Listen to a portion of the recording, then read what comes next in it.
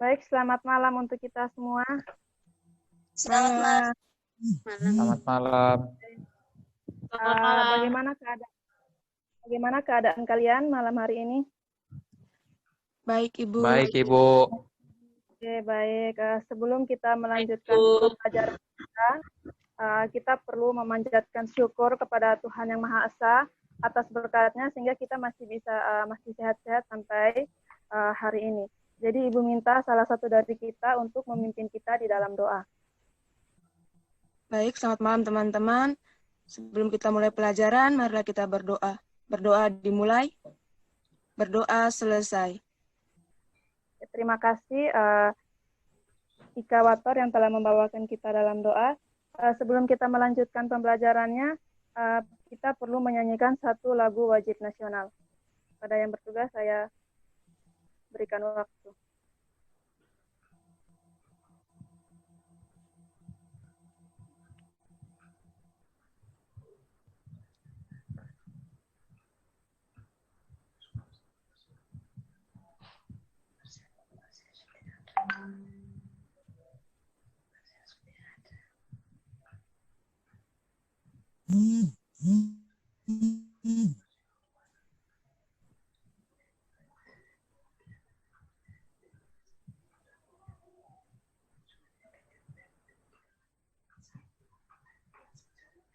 Oke, baik, kita melanjut link untuk absen Google Form. Jadi nanti sebentar adik-adik bisa mengisi absennya.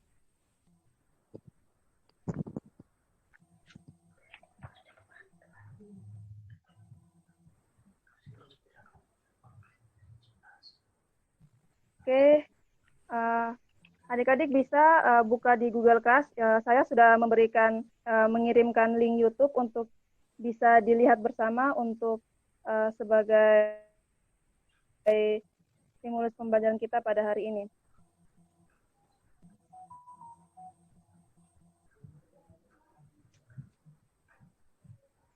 Nah, jadi dari video yang telah adik-adik nonton, kira-kira apa yang akan kita pelajari pada malam hari ini?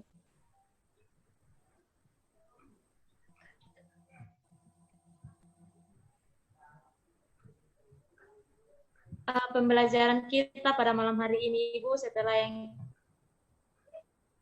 saya lihat dari video itu tentang pembelajaran virus terkait replikasi dan bahaya dan juga manfaat daripada virus. Oke, baik. Terima kasih Fitri yang sudah memberikan jawaban. Oke, benar sekali. Jadi malam hari ini kita akan belajar tentang virus.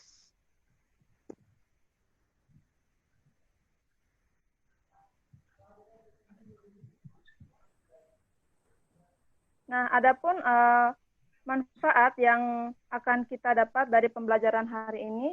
Jadi kegiatan pembelajaran ini akan memberikan pengetahuan dan pemahaman tentang bagaimana struktur, replikasi, dan peran virus dalam kehidupan, serta kita dapat melakukan kampanye tentang bahaya virus dalam kehidupan, terutama bahaya AIDS berdasarkan tingkat virulensinya. Nah, adapun tujuan pembelajaran yang akan kita capai dalam pembelajaran kali ini, setelah mengikuti pembelajaran dengan menggunakan metode pembelajaran mapping, berdiskusi dan pengamatan langsung, diharapkan siswa mampu menganalisis dan dapat menemukan solusi dari konsep materi yang diberikan tentang struktur, replikasi, dan peran virus dalam kehidupan, serta kita dapat menyajikan hasil kampanye tentang bahaya virus dalam kehidupan, terutama berdasarkan tingkat virulensinya secara tepat, kreatif, dan kritis, serta menunjukkan sikap religius, tanggung jawab, dan kerjasamanya. Jadi Ibu akan memberikan PPT untuk kita menyimak materi malam hari ini.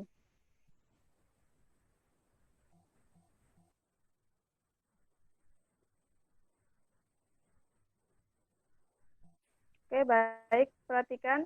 Adapun kompetensi dasar dalam pembelajaran hari ini, yang pertama, menganalisis struktur, replikasi, dan peran virus dalam kehidupan. Yang kedua, melakukan kampanye tentang bahaya virus dalam kehidupan, terutama bahaya AIDS berdasarkan tingkat virulensinya. Lalu indikator pencapaian dalam pembelajaran kita malam hari ini, yang pertama, menganalisis struktur virus, lalu yang kedua, menganalisis dan menjelaskan replikasi virus, yang ketiga, mengaitkan peranan virus dalam kehidupan manusia, dan yang terakhir, melakukan demonstrasi terkait kampanye tentang bahaya virus dalam kehidupan, terutama bahaya AIDS berdasarkan tingkat virulensinya. Nah, sebelumnya Ibu sudah mengirimkan LKPD di Google Class, jadi sebentar adik-adik bisa langsung mengerjakan LKPD-nya dan nanti kita akan berdiskusi bersama. Oke, baik. Yang pertama,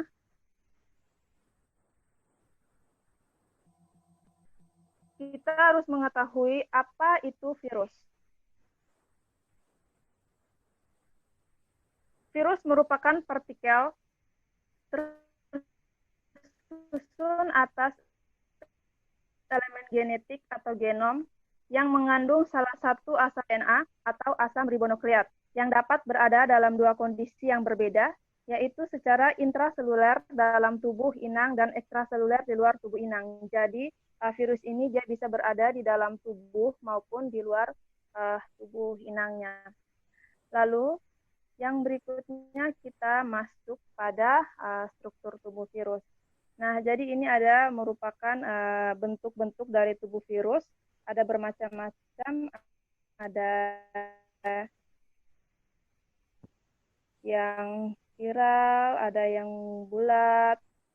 Lalu ini ada satu virus yang kompleks, susunan tubuhnya. Terdiri dari asam nukleat, DNA atau RNA, nukleat, dan kapsid. Nah, selain itu, virus juga memiliki struktur tambahan, yaitu kepala, isi tubuh, ekor, dan kapsid.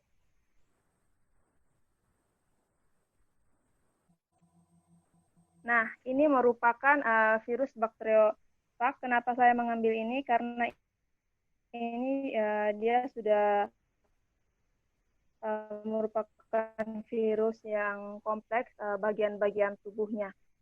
Nah, kepala berisi DNA, RNA, dan selubung oleh kapsid. Nah, kapsid ini tersusun oleh satu unit protein yang disebut kapsomer. Lalu yang kedua adalah kapsid. Nah, ini merupakan lapisan pembungkus DNA atau RNA yang ada pada tubuh virus. Kapsid terdiri dari rangkaian kapsomer. Lalu yang berikut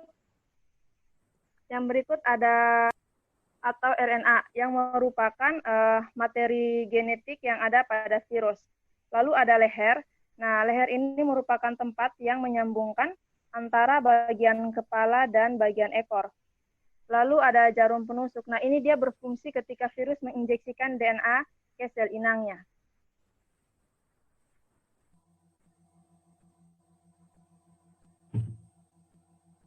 Lalu berikut kita masuk pada replikasi virus.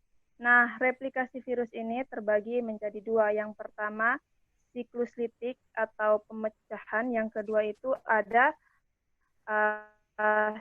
siklus lisogenik.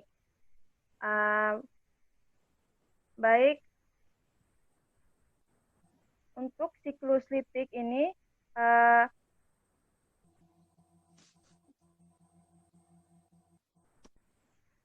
untuk siklus litik ini saya sudah kirimkan juga link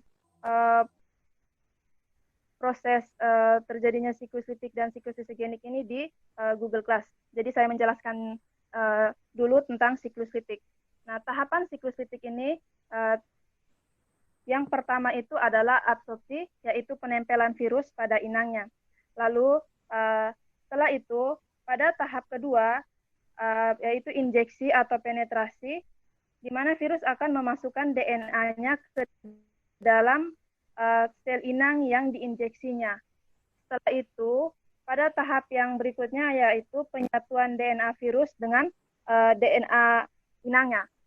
Pada tahap yang ketiga ini adalah fase sintesis, di mana proses sintesis ini adalah pembentukan bagian dari tubuh virus dengan mengambil ahli proses metabolisme sel inang untuk pembentukan tubuh atau bagian-bagian daripada tubuh virus. Tahap yang keempat ini adalah tahapan perakitan. Proses perakitan atau penyatuan kesatuan bagian-bagian tubuh virus untuk menjadi virus yang utuh. Lalu yang tahap terakhir yaitu fase lisis, di mana di sini virus akan menghancurkan sel inang, lalu akan diikuti keluarnya virus-virus baru untuk menginjeksi sel inang lainnya. Jadi di sini setelah tahap lisis, dia akan kembali ke fase absorpsi, fase sintesis, fase perakitan, lalu pemecahan, begitu daur dari siklus litik. Lalu yang berikut itu ada siklus lisogenik. Ini juga saya sudah kirimkan videonya di Google Class, nanti setelah ini bisa dipelajari lagi. Nah, tahapan siklus lisogenik yang pertama itu adalah penempelan. Ujung akar dari virus pada bagian penerima atau reseptor ini dipermudah oleh sel bakteri. Nah, setelah terjadi absorpsi benang-benang ekor ini, maka terjadi absorpsi jarum ekor yang kemudian disusul dengan penetrasi. Yang tahap kedua adalah penetrasi. Selama proses penetrasi, bagian pembungkus ekor berkontraksi sehingga inang. Setelah itu ada fase penggabungan.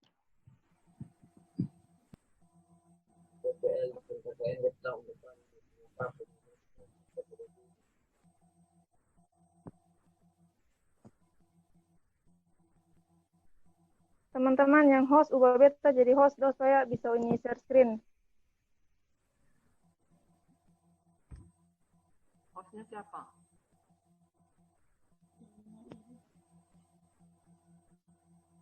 Hostnya Gerardiana, Ibu. Mana dia? Gerardiana, ubah. Oke, terima kasih. Sudah, Kak. Oke, siap.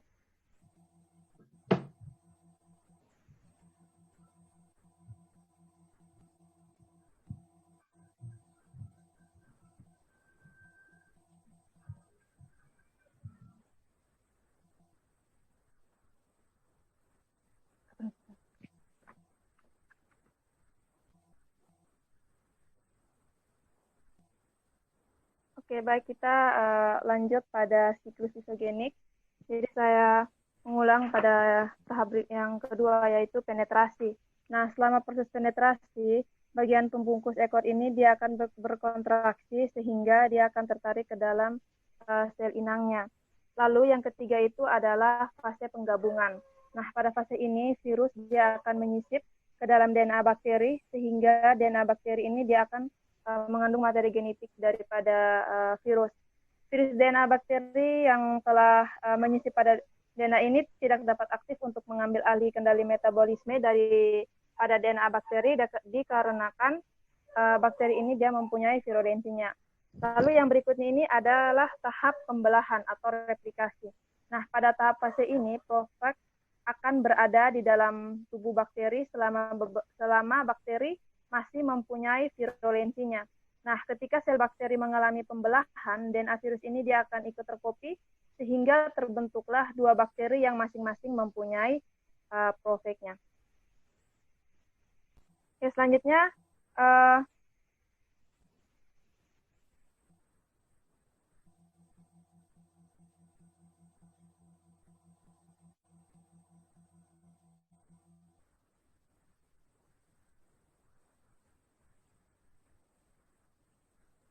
baik, selanjutnya kita akan masuk pada peranan virus dalam kehidupan. Nah, peranan virus ini dalam kehidupan ini ternyata dia memiliki banyak peranan yang sangat bermanfaat bagi manusia. Yang pertama itu adalah rekayasa genetika. Nah, virus ini merupakan salah satu jawaban bagi pertanyaan para peneliti tentang cara dia melakukan rekayasa genetika dengan lebih mudah dan tanpa harus melakukannya secara manual. Nah, dengan menggunakan virus yang akan mengandung materi genetik yang telah dipengaruhi, ini akan masuk ke dalam sel inang yang kita ubah dan akan mengubah gen dan kerja sel yang ingin kita perbaikinya. Sebagai contoh, dalam teknik rekayasa genetika ini menggunakan virus adalah pada kasus kelainan genetika ADD. yaitu adenosine deaminase deficiency. Ini dianggap sama dengan penyakit, tidak dianggap sama dengan penyakit DNE atau adhesion deficit disorder yang membuat penderitanya tidak mampu membentuk daya tahan tubuh yang baik terhadap segala gangguan.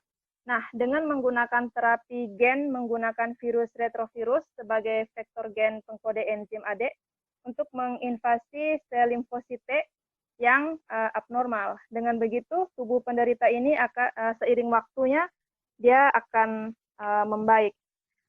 Lalu yang kedua ini adalah cloning gen. Nah, cloning gen merupakan suatu terobosan baru untuk mendapatkan sebuah gen yang sangat dibutuhkan bagi kehidupan manusia.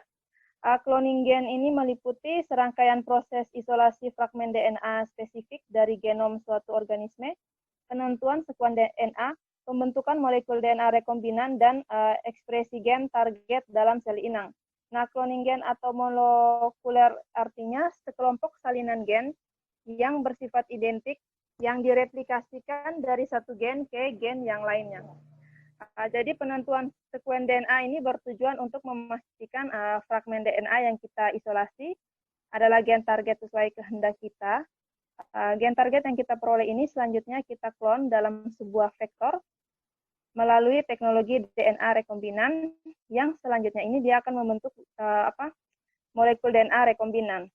Nah, DNA rekombinan yang dihasilkan ini, kemudian ini dia akan ditransformasikan ke dalam sel inang untuk diproduksi lebih banyak. Nah, gen-gen target yang ada di dalam sel inang, jika diekspresikan akan menghasilkan produk gen yang kita inginkan, yaitu lahirnya gen cloning. Berikutnya ada peranan virus yang merugikan. Nah, virus juga memiliki sifat yang merugikan karena menyebabkan berbagai jenis penyakit pada manusia, hewan, maupun tumbuhan. Nah, beberapa penyakit yang disebabkan oleh virus ini ada hepatitis, ada virus polio, lalu ada HIV, ada virus dengue, dan virus rabies.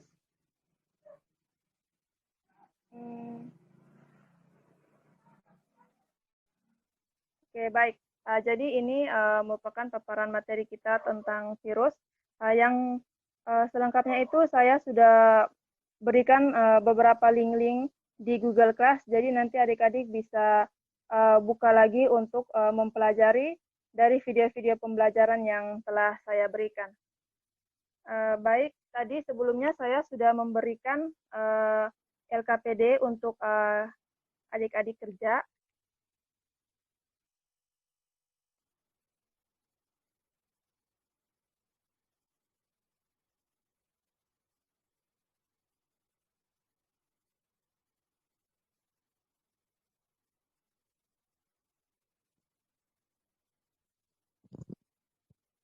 Jadi setelah adik-adik membuka LKPD dan mengerjakan soal-soal yang ada di dalam LKPD-nya, nanti kita bisa sama-sama berdiskusi di sini menjawab pertanyaan-pertanyaan dari LKPD yang sudah saya berikan.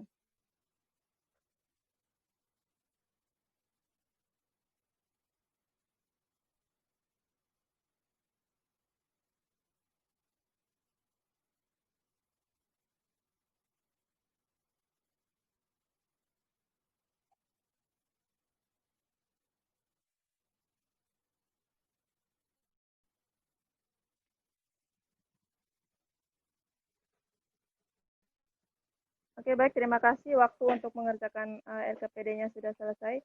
Jadi saya minta perwakilan dari tiap kelompok yang sudah saya bagikan tadi bisa menjawab beberapa pertanyaan yang ada di dalam LKPD, lalu kita diskusikan bersama.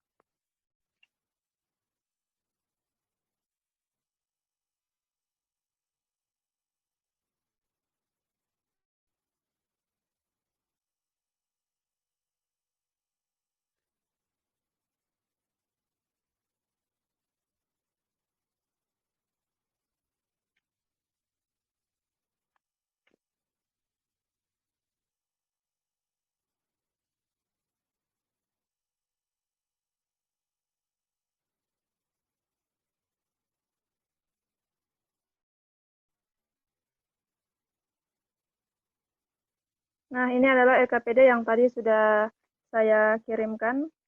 Berisi materi genetika berupa DNA atau RNA yang diselubungi oleh kapsid. Yang nomor 2, kapsid merupakan lapisan pembungkus tubuh virus yang tersusun atas protein.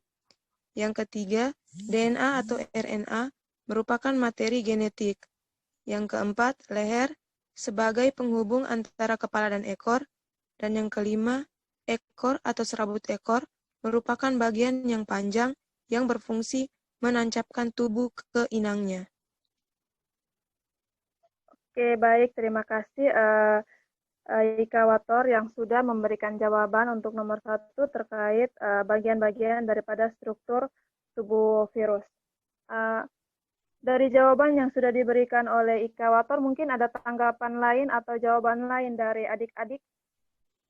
Atau jawaban semua sama? Sudah pas, Ibu. Pas Ibu, Oke. sama Ibu. Sudah pas Ibu, sama Ibu. Oke, jadi jawaban yang diberikan oleh Ika Wator ini sangat benar ya mengenai dari struktur tubuh virus. Lalu kita lanjut pada soal nomor 2. Kelompok 2 bisa memberikan jawaban untuk soal nomor 2. Baik, hasil diskusi dari kelompok kami, jawaban nomor 2 yaitu tahapan daur litik pada proses replikasi virus. Yang pertama ada absorpsi, yaitu penempelan virus pada inangnya. Yang kedua, injeksi atau penetrasi, yaitu masuknya DNA virus ke dalam inangnya. Yang ketiga, penyatuan DNA virus dengan DNA inangnya. Yang keempat, ada sintesis, proses sintesa pembentukan bagian virus dengan mengambil alih proses metabolisme sel inangnya untuk pembentukan bagian-bagian virus. Yang keenam, ada assembling atau perakitan, yaitu proses perakitan atau penyatuan bagian-bagian virus untuk menjadi virus yang utuh. Yang terakhir ada lisih, yaitu pecahnya atau hancurnya sel inang yang diikuti keluarnya virus baru untuk menginfeksi sel inang lainnya. Itu hasil jawaban dari kelompok kami. Oke, baik. Terima kasih untuk Diana Sarina yang sudah memberikan jawaban untuk soal nomor 2. Dari jawaban yang sudah diberikan oleh kelompok 2, mungkin ada tanggapan lain atau jawaban lain dari adik-adik dari kelompok 1 dan 3. Saya berikan ini kesempatan untuk menanggapi jawabannya.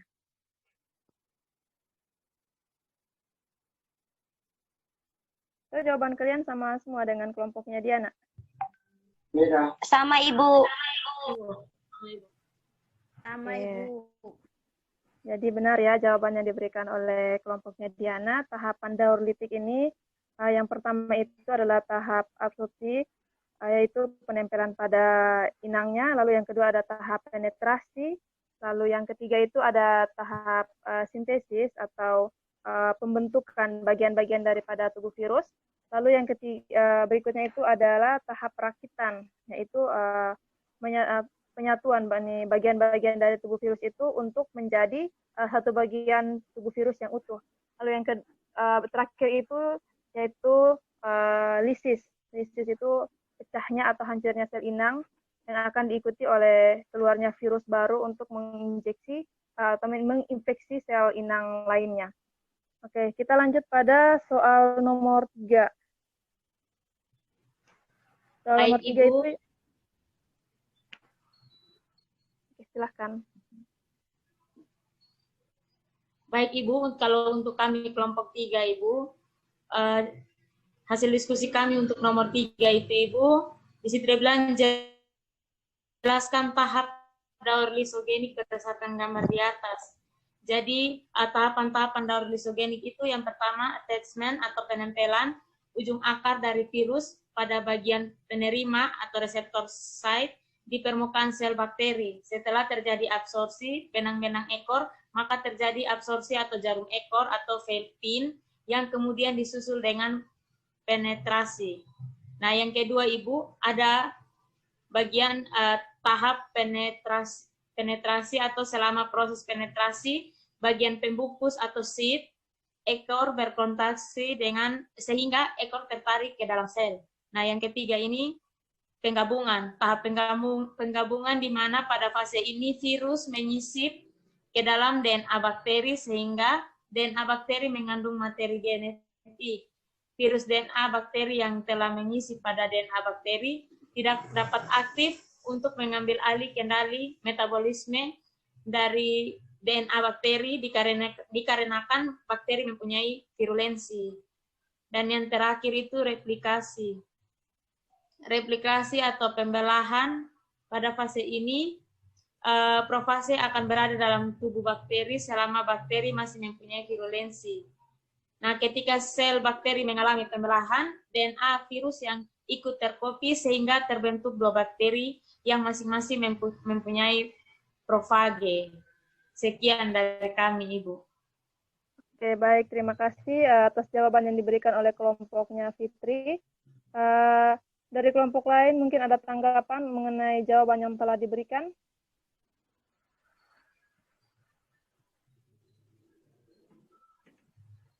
So, jawaban kalian masih sama? Sama Ibu.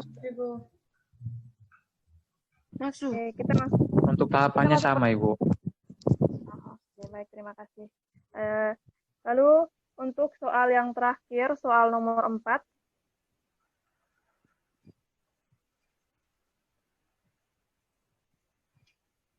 Kelompok terakhir bisa menjawab pertanyaan pada LKPD pada soal nomor 4.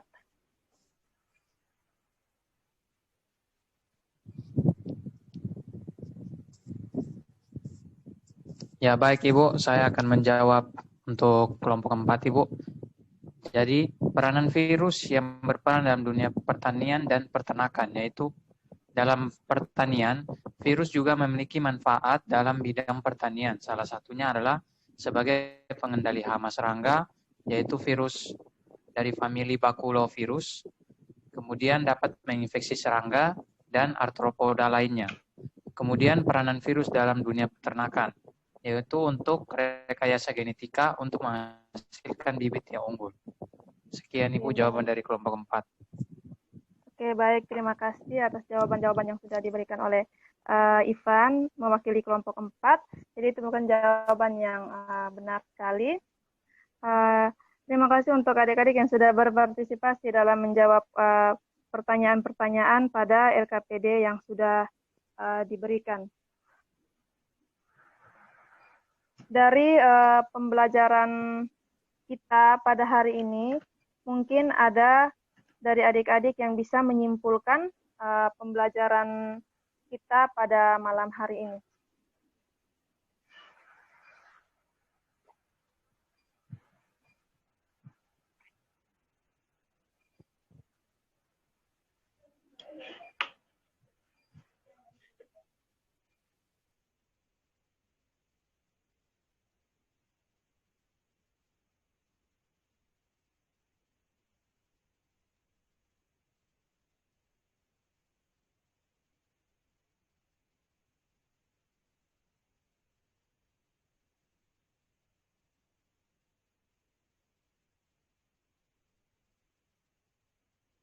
DNA atau RNA yang dapat berada dalam dua kondisi yang berbeda, yaitu bisa berada dalam keadaan secara intraseluler atau dalam tubuh inangnya dan ekstraseluler di luar tubuh inangnya.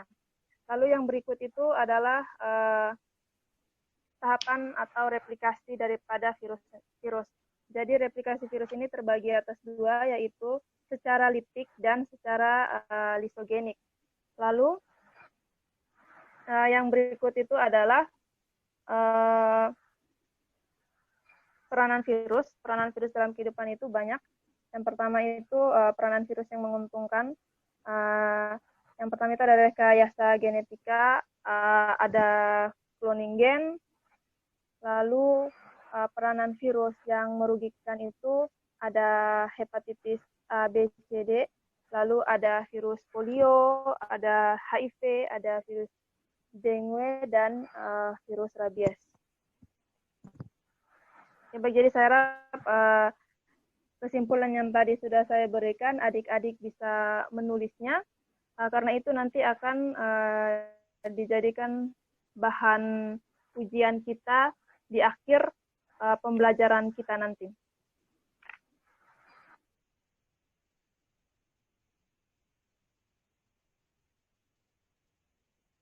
Dibaca, lalu dikerjakan, setelah itu dikirimkan ke email saya yang sudah saya terterakan di dalam lembaran soal. Baik, Ibu. Mungkin ada pertanyaan dari adik-adik sebelum kita menutup pembelajaran kita pada malam hari ini.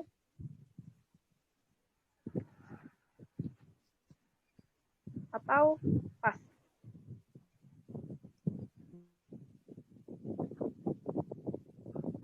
Sudah pas, Ibu. Sudah pas, Ibu.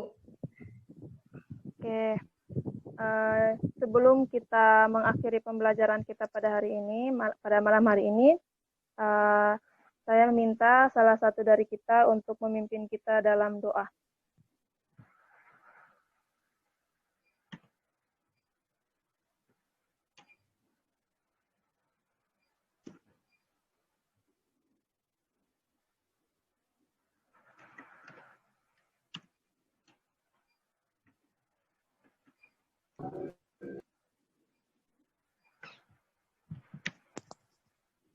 Ya, baik, Ibu dan teman-teman, sebelum kita mengakhiri pelajaran kita pada hari ini, marilah Jadi kembali materi-materi yang sudah saya berikan tadi dengan melalui video-video pembelajaran itu sudah lengkap semua, jadi bisa belajar lagi dari situ, dan jangan lupa untuk mengerjakan tugasnya, itu sebagai tiket masuk kita untuk pembelajaran minggu depan. Terima kasih, selamat malam, sampai berjumpa di minggu depan.